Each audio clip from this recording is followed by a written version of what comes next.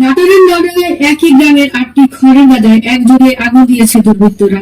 নলডাঙ্গা পুরপ্রতিনিধি ফজলে রাব্বি জানান, উপজেলার পূর্ব মধনগর গ্রামে বিভিন্ন পাড়ায় খড়ের গাদাগুলোতে অজ্ঞাত দুর্বৃত্তরা একযোগে আগুন দিয়েছে বলে অভিযোগ করেন ভুক্তভোগীরা। খবর পেয়ে নলডাঙ্গায় ফায়ার সার্ভিসের কর্মীরা উপস্থিত হয়ে স্থানীয়দের সহযোগিতায় আগুন নেভাতে সক্ষম হয়। স্থানীয়রা জানায়, পুরো গ্রাম জ্বালিয়ে দিতেই পূর্ব পরিকল্পনা করে গভীর রাতে আগুন দিয়েছে দুর্বৃত্তরা।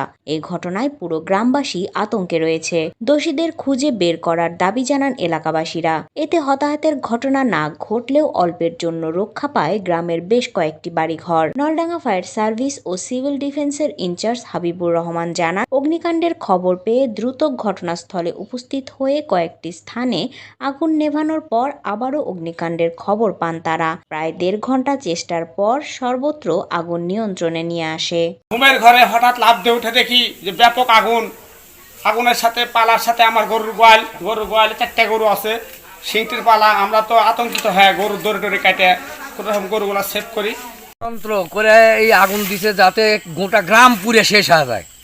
এগুলো তদন্ত করে বাড়ি করার ব্যবস্থা করেন। তদন্ত করে আগুন দিয়েছে এরা, পুরো এলাকা পুরা দিল নি।